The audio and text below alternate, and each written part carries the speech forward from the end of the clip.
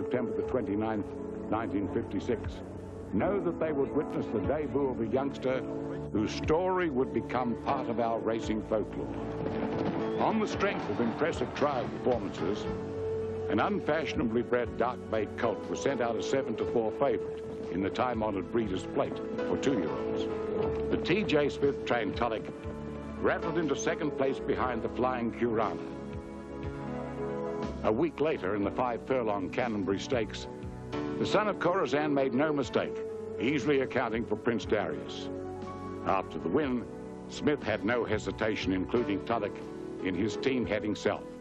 First up, Caulfield, and a 7-pound or 3-kilo penalty wasn't enough to stop him from thrashing the 19 other runners in the Gwyn nursery. And then Flemington's straight course was Tulloch's undoing. Coming from second last, he just failed to catch Concert Star.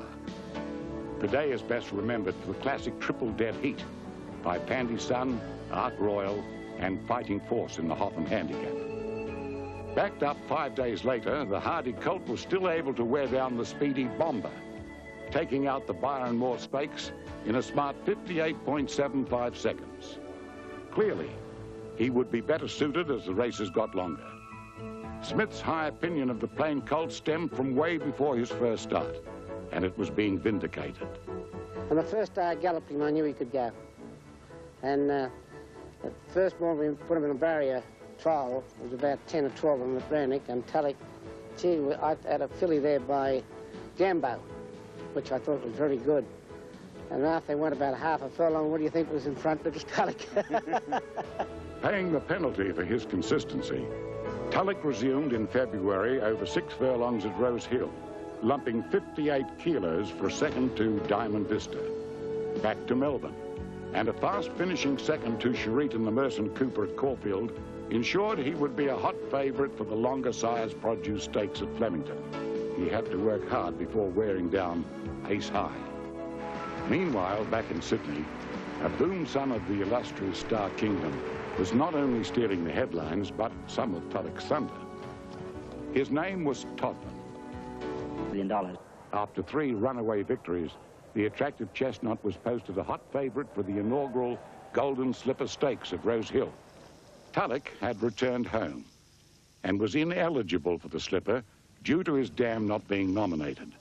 Probably just as well, for the son of Star Kingdom responded by annihilating a classy field including Flying Curana by 8 lengths in exceptional time. He was freely being branded a freak horse. After a quiet month in the stable, Tulloch returned to racing in the Fairfield Handicap of 1,200 metres at Warwick Farm. The gloss must have really worn off, because punters preferred Prince Darius with Arthur Ward aboard on the strength of his 2 recent wins. It was to be the first, and for many, the only lesson they needed. Never underestimate the ability and raw courage of a horse who would never give in. With George Moore back in the saddle, and under the steadier at 59 kilos, Tulloch again had no trouble leaving the honest Prince Darius in his wake.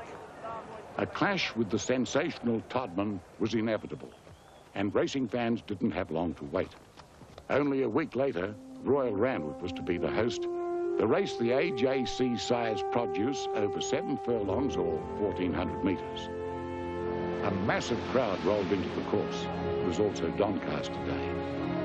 Athol Mully's mount, Kingster, was a short price favourite and failed to flatter. Jack Thompson booted Slogan 2 to back-to-back wins in the Big Mile. However, for the Sires Produce Stakes, run earlier, the result for many was a foregone conclusion. Bookies had Todman a raging hot favourite at a prohibitive 6-1 on. He had captured the public's imagination to such an extent that his main rival was a generous 6-1, and the only other runner, the ever-present Prince Darius, at 10. Well, I told TJ I thought he could beat him, that I could beat Todman because I was as close to him as I could while I was on the bit, which I did, and we came to the turn, and Todman was really going easily. And over the rise, Selwood went to go on him, but there was nothing there. But with a half furlong to go, Todman is not doing anything. Tulloch is virtually drawing clear of him, and in a stunning upset, Tulloch goes on to win the size by a length and a half to Todman. Prince Siraj has run on solidly and is only a neck away in third place. Well, this is one of the greatest boilovers of all time. The effort, however, had taken its toll. 5 days later, Todman got his revenge when he sped over the shorter distance of the Champagne Stakes in the record time of 1:10. Tulloch was 6 lengths away. 2 exceptional racehorses had graced the Australian turf simultaneously, and the industry was abuzz. Todman was spelled, while Smith elected to give Tulloch one more run, this time in Brisbane, where he completed the prized sires produce treble. His 2-year-old record now stood at 7 wins and 6 placings from 13 starts. The Neville Selwood Mount Timor won the Spring Cup. It was standing room only for the feature race, the Weight for Age Warwick Stakes. The 3-year-old Tulloch was weighted at 7 stone 11, just under 50 kilos. And the Smith stable apprentice Frankie Lehman was entrusted with the ride. The bookies rated him a 4-to-1 chance. On the home turn, the familiar dark stripes were crowded between runners as Lehman searched desperately for an inside run. Can't get clear at the moment, and coming home solidly on the outside is Prince Jambo. In the straight and Concert Star, joined by Kingster, trying to get the run still. Tulloch on the outside. Prince Jambo's gone up to the leaders. Tulloch might get a run now as Kingster takes the lead, and Prince Jambo joins him on the outside. Tulloch is getting clear now. Tulloch is forcing through, and Tulloch is going to get up and win in the last couple of strides. Tulloch's winning margin over his older rivals was a neck, the victory consolidating his position as favourite for the AJC Derby. Meanwhile, arch-rival Todman was being given his chance over more ground. He resumed with an impressive win here in the 1400 metres Hobartville Stakes. Victory in the 1800 metres Canterbury Guineas a fortnight later set the scene for a showdown with Tulloch over 2,000 metres in the Rosehill Guineas. Alas, the Guineas was run without Todman, due to the brilliant colt pulling up sore after track work. Tulloch, with George Moore in the saddle, won handsomely over, you guessed it, Prince Darius. Meanwhile, Todman raced a week later in the Hill Stakes, running only 4th of 5 to Red Craze. Sadly, he pulled up with tendon problems and a bone splinter, which had more serious complications. It was 2 years before he raced again, brilliantly winning his only 3 starts, culminating with the Futurity Stakes at Caulfield. It was fortunate that Todman had survived a devastating breakdown to serve a distinguished stud career. Tulloch, in the meantime, was right on target for the Blue Riband AJC Derby to be run at Randwick on Epsom Day. Massive crowds were a familiar sight in the 50s, the fairer sex parading the latest spring fashions. Bookmakers, while short on odds, were long on civility. Tulloch had frightened off most of the opposition, and only 5 runners faced the starter in the Derby. The Classic was run at a good tempo. By the time they'd reached the home turn, Arthur Ward had driven Prince Darius to the lead. But his taste for glory was to be short-lived. Turkestan running on pretty well. Rangerpour's weakened badly, but the champion has drawn right away from Prince Siraj with a half furlong to go. Tulloch is increasing his lead with every stride, and Tulloch is going to run out an easy win in the AJC Derby and obviously make very fast time. Tulloch had won in magnificent fashion. Despite the apparent ease, his time of 2:29.1 slashed more than 2 seconds from Phar-Lap's race record set nearly 30 years prior. Melbourne crowds love a champion, and they were there in force at Caulfield just a week later when Tulloch was asked for a mighty effort. Only 7 days after his record-breaking 2,400 metres victory run in Sydney, he was coming back 800 metres in distance to the mile Caulfield Guineas and meeting the best 3-year-olds Victoria could muster. A wide barrier would normally have been the final straw. As they jumped, Moore eased back to worse than midfield. Tulloch was always wide, but the ace hoop had no hesitation in unleashing a tremendous run around the field. Jockey George Moore knew what he had underneath him. When we went to the half mile, there was 3 leaders and I was up outside and bolting on him, and William said to me, I can't say it on television what he said, but it was a pretty rude word. He said, "You've got to be so-and-so kidding." Tulloch on the outside has ranged up 4 deep to tackle Morrell. Good summer there, and over on the inside is My Peter, followed by Starry Eyes, and just in behind them, Well Spent. Royal Ribbon followed by Lead Strum at the head of the others. As they come around the home turn, it's Tulloch, the great champion, putting his head in front of Good Summer. On the inside is My Peter. Gay Saber's a long way back for taking ground, and Fame behind them as they straighten up for the run in. Tulloch has cruised up on the outside to hit the front, and here he goes. Tulloch has drawn away from the field, and the Caulfield getting all over a winner. He's drawing well here. Gay Saber getting up on the inside. Fame from a long way back, followed by Good Summer, but it's all Tulloch. He's a great champion. He'll bolt in. Tulloch in the Caulfield. Tulloch had scored an awesome 8-lengths victory. He had again treated seemingly insuperable odds with disdain. On his return to scale, Smith confirmed that Tulloch would now tackle the Caulfield Melbourne Cup's double. October the 19th, 1957, and a massive race crowd set the stage for what was to be one of the greatest Caulfield Cup victories of all. Tulloch's lead-up form was faultless. Hunters had already clamoured to lay the 6-4 on. He went to the post the shortest price favourite in the Cup's history. Lightweight Neville Selwood was in the pigskin, George Ball being unable to make the 7 stone 8, 48 kilos. Watch for Tulloch from the extreme outside barrier in the big field. Selwood rode hard to take up a handy position. In the early scramble, the 3-year-old was checked, but skillful riding by Selwood allowed him to settle back midfield. He was again checked at the halfway mark and left with no alternative but to sweep around the back. This he did, and on the home turn the crowd was roaring in anticipation.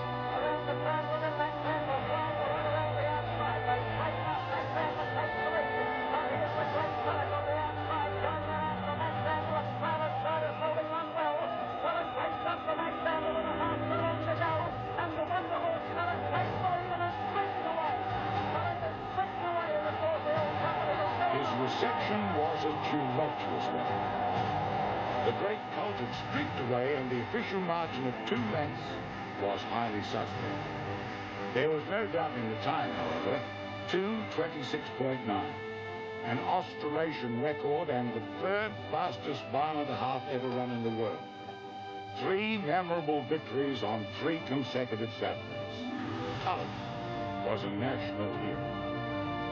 His appearance in our greatest handicap race a fortnight later was eagerly awaited. Despite a huge 10-pound, or 4.5 kilos penalty for his Derby Caulfield Cup successes, Tulloch was a raging hot favourite. Smith was also enraged. Well, I think the handicapper should have been locked up in Callum Park myself. After he won the Caulfield Cup, he penalised him for winning the Derby, and then he gave him an extra £7 for winning that. He had 8 stone 4. And no 3-year-old in history ever had it. Still, to most astute judges, the acquisition of the Cup was a mere formality. Or was it? Rumours began to surface that Tulloch's owner, the 84-year-old Evelyn Haley, was against running 3-year-olds over 2 miles, particularly in the Melbourne Cup. Smith initially intimated that Tulloch would start. A full-scale controversy began to rage. Opinion was divided, and not always, it seemed, based on objectivity. Ezra Norton, then publisher of the Daily Mirror and the Sydney Truth, owned the Good Stayer and Metropolitan Handicap winner Straight Draw, a top Melbourne Cup contender. Norton would no doubt be delighted if the Wonder Colt was declared a non-runner. An editorial in one of his papers argued it would be unfair to start the 3-year-old. Unfair for whom, one wonders. Renowned turf rider Jack Elliott. Well, I think there's no doubt in the world he would have won the Cup easily. There's no doubt about that, but I think the newspaper moguls up here at the time kept writing editorials saying, please don't crucify this great champion. And Mr. Haley, unfortunately for the public and then quite a few other people connected, listened to them, and of course he scratched him. It would have been a very big job for him to have won, but I've no doubt that he would have won easily. He was so good. Evelyn Haley's son, Peter, however, is adamant to this day that his father had never contemplated at any stage running Tulloch in the Cup. Well, the boss always maintained that no 3-year-old should start in a Melbourne Cup. It was the hardest race in Australia to win, and they were not matured. Allegations and rumours that Tommy Smith pleaded with Haley to let the horse start have never been confirmed. And then on Monday, October the 22nd, 1957, the bombshell. At high noon, Smith signed the VRC scratching sheet. Many believed the alleged concerted campaign by certain newspaper editorial staff had placed incredible pressure on both Haley and Smith. Had Mr. Haley been emotionally blackmailed? Or had his great love of horses placed the interests of his champion above everything else? George Moore naturally would have loved to have seen Tulloch run, and had this to say about the controversial scratching. Well, what happened was before the Derby, Mr. Haley had spoken to me. He was in hospital at the Scottish Hospital at Ruscottus Bay, and he said to me, George, if you really want me to run him, I'll think about it. But from what I can understand, Mr. Haley didn't have the double. But he had Tulloch with a whole lot of horses, but he didn't have Tulloch. Because I think TJ had to twist his arm a bit to get him running the Caulfield Cup, and didn't mention the Melbourne Cup. TJ said he'd have that to put away on the side as an afterthought, you know. The old man will run him, so sure. And as the old man, he bailed up a bit. So he didn't have the double, which he told me himself. He said, I haven't got the double, but I'll think about running if you really beg me to run him. But as he'd had a heart attack, I didn't think it was a very good idea to ask you to run him in case he got beat. However well meant, Mr. Haley's decision was an unpopular one. The public felt cheated of witnessing the spectacle of a lifetime. Needless to say, Tom Smith speaks of the incident as one of his great disappointments. Well, I didn't want to scratch him. When I went up to the office, I thought to myself, I'm doing something wrong here. But everyone says I should be scratching him. Only for the press around home, around my house and things like that, I wouldn't have scratched him. But my brother Dick and Barry and them, they kept saying, oh, what are you going to gain? You haven't got him in a double. You got the other horses running for you. Why don't you scratch him? And that's how I did it. Despite the controversy, most people in racing found it hard to accept that such a short chance of winning the Melbourne Cup had been relinquished. What was to follow was seen by many as confirmation of a giant injustice. Tulloch had been entered for the Victoria Derby, and after his slashing Caulfield Cup win, was at unbackable odds. Only 7 runners opposed the crackerjack youngster, amongst them the ubiquitous Prince Darius. George Moore was back in the saddle, and once the field turned for home, he allowed Tulloch more rein. The colt raced away unextended and eased down to thrash the struggling Prince Darius by 8 lengths. The further they go, the further this great horse draws away, and Tulloch doing the job in brilliant style is a mile in front of Cutie and Prince Darius, which is having a hard run, and Tulloch is absolutely going to rub home the easiest of winners. Tulloch is first, second is Prince Darius, and third... So to the first Tuesday in November, and a somewhat anticlimactic Melbourne Cup. As fate would have it, the Ezra Norton-owned straight draw gave the newspaper publisher his greatest racing thrill by scrambling home by a bare neck ahead of Tulloch's shadow, the luckless Prince Darius. The result merely confirmed in the minds of many that had Tulloch been allowed to start, he would have recorded one of the easiest wins ever. Sadly, we will never know. On the final day of the Spring Carnival, Tulloch contested the weight-for-age CB Fisher Plate at Flemington. With most opposition frightened off, he proceeded to treat the top-line galloper Sailor's Guide with contempt. Sailor's Guide was no slouch either. He not only attained fame in Australia as a great horse, in America he was to later triumph in the Washington, D.C. International Stakes. And win very, very easily in the run of the post in the CB Fisher Plate. It's Tulloch. Tulloch had no sooner cooled off than he was winging his way north in quest of another blue riband, this time in Brisbane, the Queensland Derby. It was a one-act affair, as expected, with Tulloch winning on the bit by 7 lengths at 16 to 1 on. In winning, he rewrote the record books by being the first horse this century to win the Triple Crown of Derbies. He had also earned a holiday and would spell in the warm Queensland sun.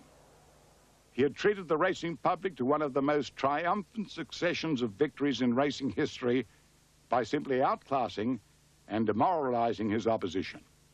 He had made good horses look ordinary, and his return to racing was eagerly awaited. The autumn of 1958, and bold headlines shouted that AJC handicapper Ken Goodwin had accorded Tulloch an incredible 9 stone 7 pounds, or 60 kilos, for the Sydney Cup, by far the biggest weight given to a 3-year-old. Tulloch was a noted loafer on the track and surprised no one when he was beaten in a pre-race trial by Prince Darius. There were, however, a few raised eyebrows when he was beaten first up by that horse in the 1800-metre St George Stakes at Caulfield. Only 2 weeks later, Tulloch was stepped up to the 2,600 metres of the weight-for-age Queen Elizabeth Stakes at Flemington, ensuring that he would again have a tough battle. In the presence of the Queen Mother, a terrific struggle up the long straight had the crowd on its feet. The finish at Flemington was only matched by the famous triple dead heat. Along to the half from home, and Sailor's Guide has hit the front. Williamson makes every post the winner on the Sailor. Tulloch is trying to bridge the gap. Prince Darius under the whip, 2 lengths behind them. Sailor's Guide and Tulloch fighting it out, with Prince Darius coming home strongly. It's Sailor's Guide and Tulloch, Prince Darius coming as the pair of them. A ding-dong desperate go. Tulloch, Sailor's Guide and Prince Darius they hit the line. Oh, brother. A 3-way camera finish, I don't know. Sailor's Guide was posted the winner over Prince Darius and Tulloch. Back to his own age a week later in the VRC St Ledger, and he was much too good for Tukey and Woolman. Returning to Sydney for the autumn carnival, and the champ proved he was back to his best with successive wins. Firstly in the Rawson Stakes at Rose Hill, followed by a victory in the Chipping Norton Stakes at Warwick Farm, where he beat Baron Boisier and, would you believe, Prince Darius.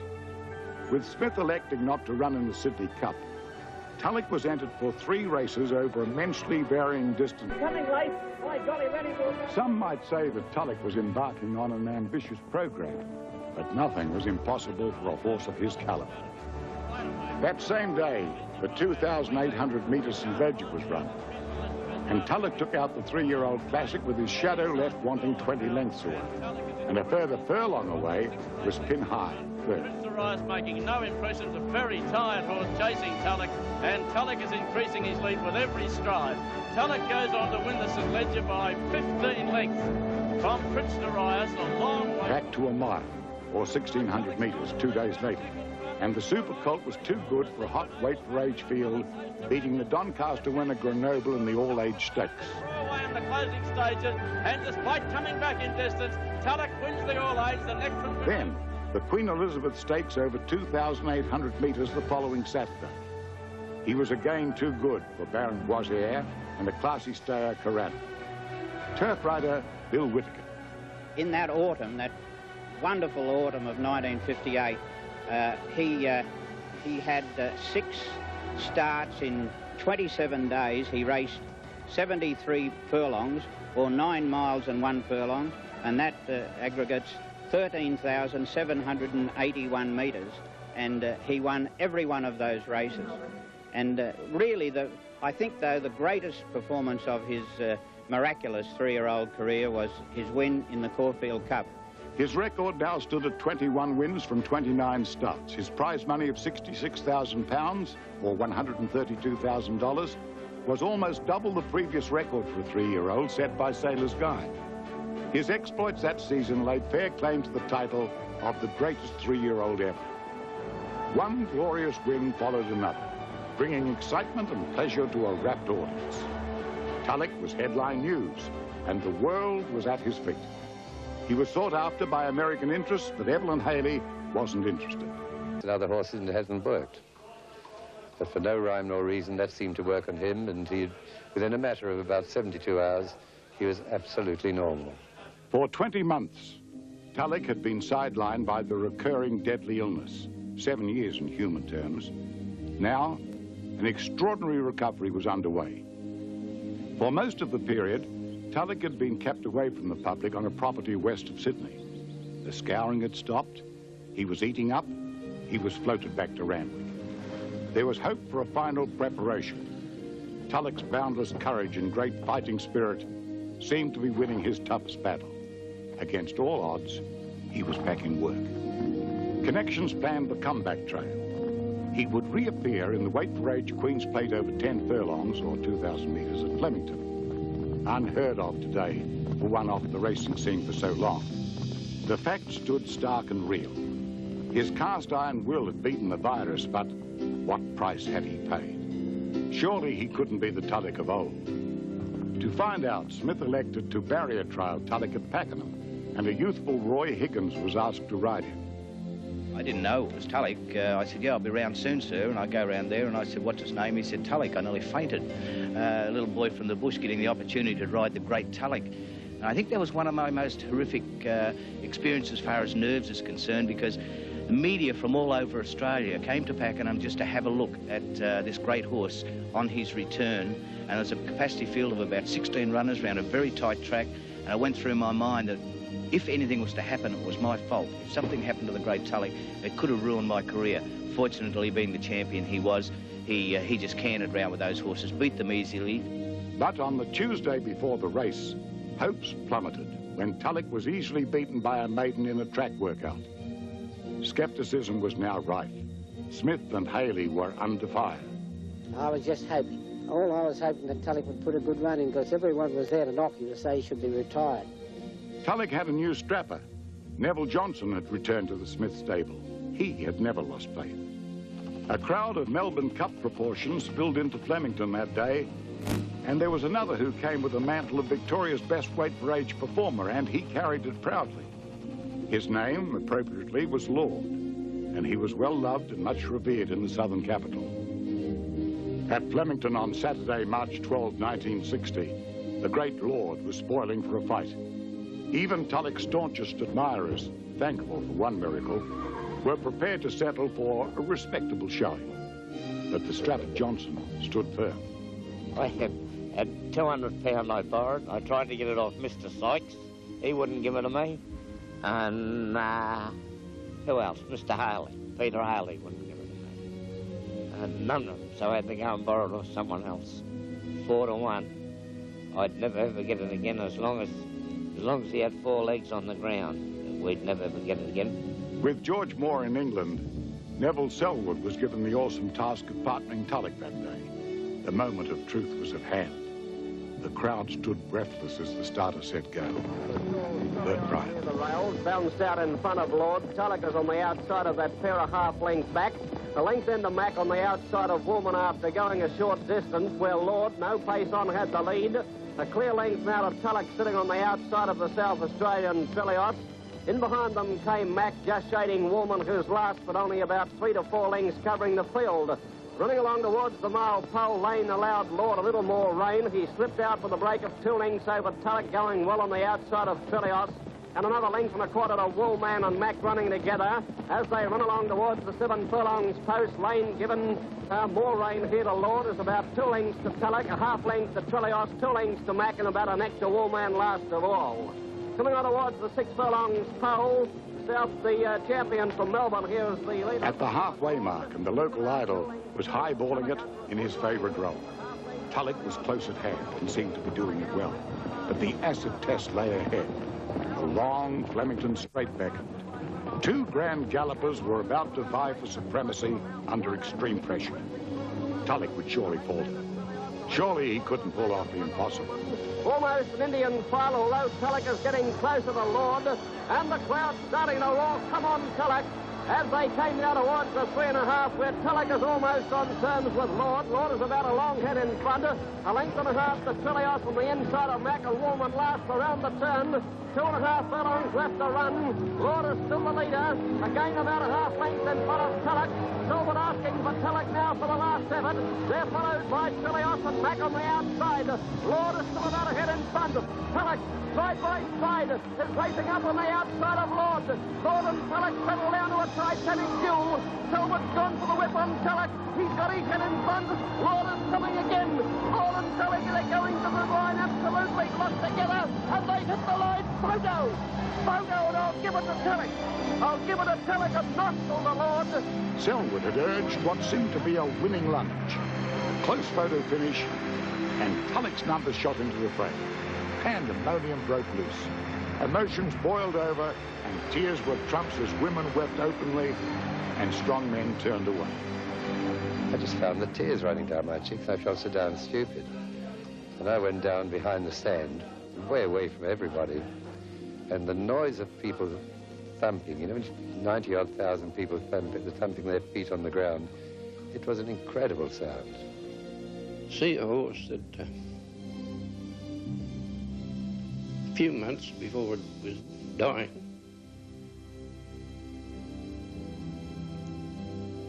to come back and do what he did was unbelievable. They had been privileged to witness one of the epic horse and rider duels of all time. The head-on shot provided an interesting postscript and the possibility that had Tulloch been beaten, he would have gained the race on protest. Nonetheless, though the visitors had beaten a seemingly invincible Lord-Jeff Lane combination, the plaudits were generously and freely shared. The champ was back. 3 weeks later, and consecutive victories followed. First, the Chipping Norton at Warwick Farm, the Queen Elizabeth and Autumn Stakes at Randwick, and finally the O'Shea Stakes at Eagle Farm before spelling. His incredible return had yielded 5 wins. Yet, Smith claimed he was only half the horse he was prior to the illness that all but claimed his life. Overall, he'd never been out of a place in 34 starts. He resumed with another victory, this time over Second Earl in the Chelmsford Stakes at Randwick. Tulloch was a strong-willed entire and not the easiest horse to handle. His moody demeanour was perhaps similar to the trait we sometimes see in sporting champions when they've nothing left to prove. They're reaching the end of the road, but aren't quite ready to relinquish their hard-earned crown. But climbing the mountain gets harder every time. On occasions, Tulloch was the devastatingly brilliant horse of old, unbeatable. On others, he was vulnerable. But even then, he was a formidable opponent, and it always took a top-flight horse to lower his colours. One such horse was Valerius, with Jack Thompson aboard here in the Colin Stevens Stakes at Randwick over 2,400 metres. Going to go on and win. Valerius beats Tulloch by nearly a length with March. It's in 100 metres, and Tulloch was second again in the George Main Stakes before taking care of Persian Lyric with ridiculous ease in the Craven Plate. But the big test was still to come. In the Weight for Age Championship of Australia, the WS Cox Plate at Moonee Valley. How would the champ react when the chips were really down? Tulloch would be opposed to the hottest weight for age gallopers of the day, including the brilliant 3-year-old Sky High. The cast also included Persian Lyric and the star Victorian Dorligiri, whose trainer boldly boasted his horse would break the Australasian record for the 2,000 metres plate. This he did, but Tulloch was to finish ahead of him. His electrifying burst would stop the clock at a breathtaking 2 minutes, 1.1 seconds, smashing the record. 7 furlongs to go. Tulloch and Dorligiri fighting it out. Tulloch between them. Dorligiri won't give in. The champion's got his head in front, and he'll win it. Tulloch wins the Cox Plate from Dorligiri. Persian Lyric was third, followed by Houndy. There was also an amusing sidelight to Tulloch's character, born out that day. He loved the Clerk of the Course's ponies, the greys. He had a great affection. It didn't matter about their sex. He just liked the colour. And so he just went straight across to it and started to mount the Clerk of the Course's pony again. And the look on the Clerk of the Course's face when he found the stallion rearing up over the top of him. So he was an absolute character. A week later, and Tulloch again accounted for Lord in the LKS McKinnon Stakes, and was now a raging hot favourite for the 1960 Centenary Melbourne Cup. Punters rallied behind their hero, despite a huge weight of 64 kilos, a wide barrier draw and a field of 32 runners. Bookmakers let them on and faced a massive payout, particularly in doubles.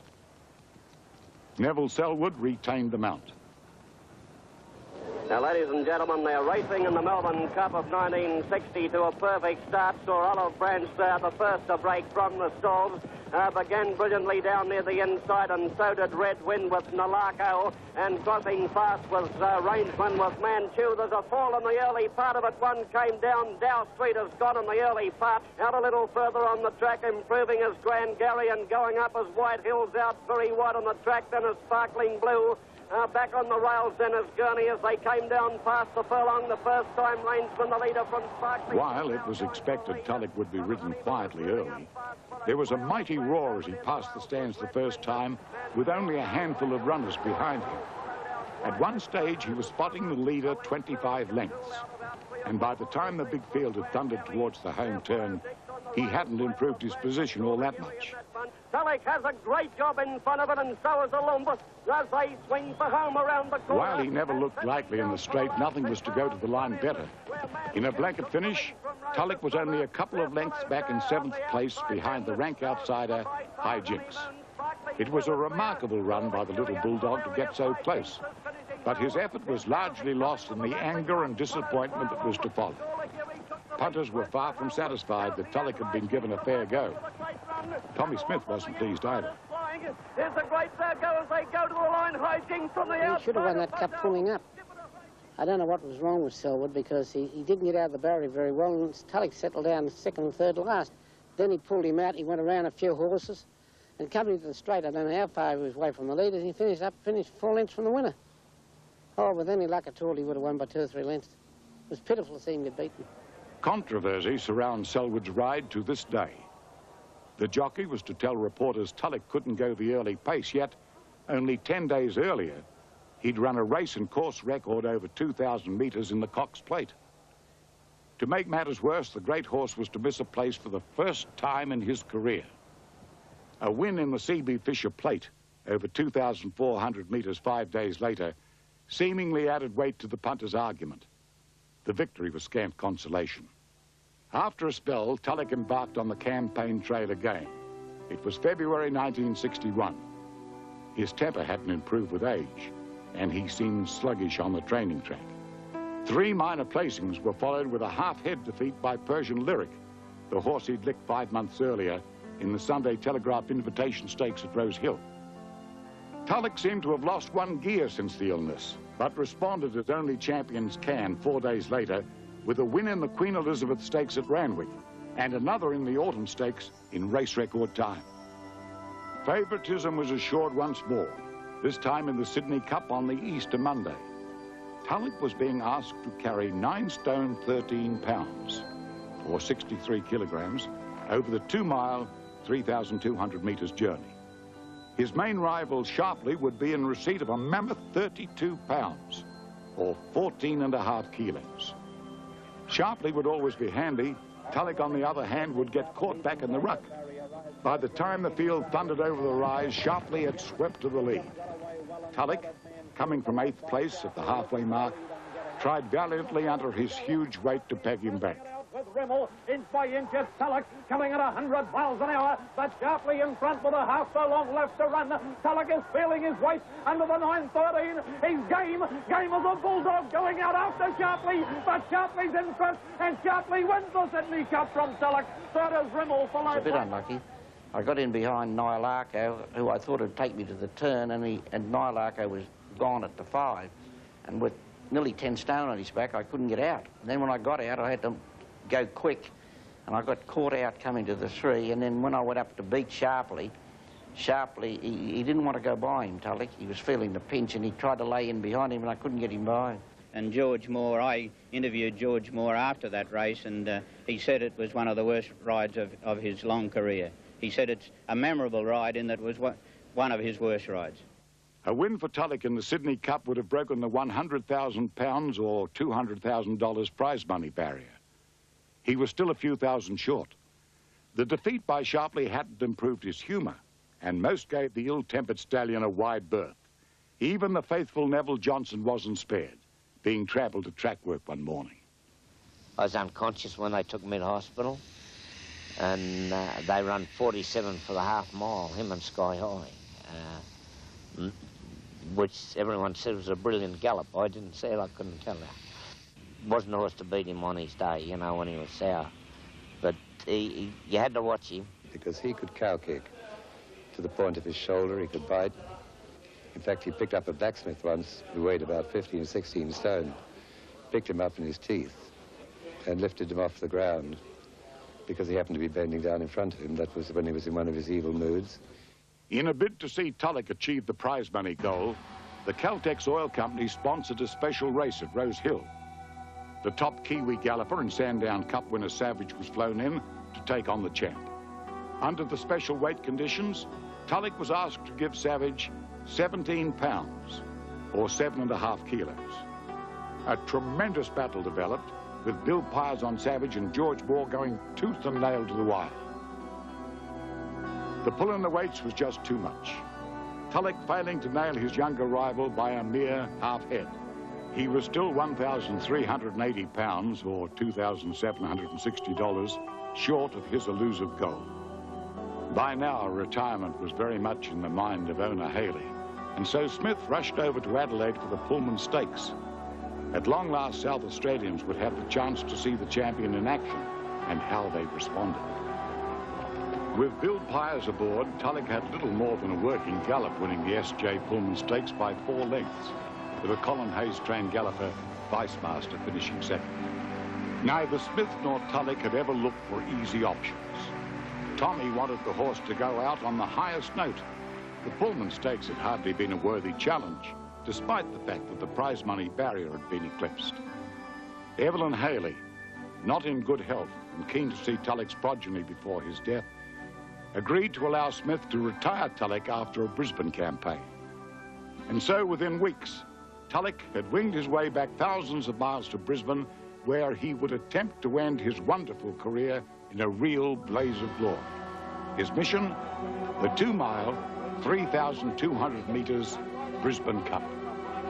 Tulloch was given a pipe opener in the O'Shea Stakes, winning handsomely, the same day that Persian Lyric with George Moore aboard stormed home along the rails from last to win the Stradbroke. Come the following Monday, and here was a challenge worthy of a champion, sure enough. 33,000 people went racing that day. Tulloch had been allocated 9 stone 12 pounds, or 62.5 kilos, and would attempt revenge on no less an adversary than the redoubtable Sharpley, carrying a massive 22 pounds, or 10 kilos less. Race fans couldn't lighten Tulloch's burden, but they'd give him a fitting send-off, by golly, win, lose or draw. This time Moore wasn't about to let Sharpley get too far out of his sights. To ensure a fast pace, Smith put in a stablemate Grand Prix, and there was to be no loafing. In the middle stages, Grand Prix, as anticipated, set them a merry dance. Wherever Sharpley went, Tulloch was sure to follow.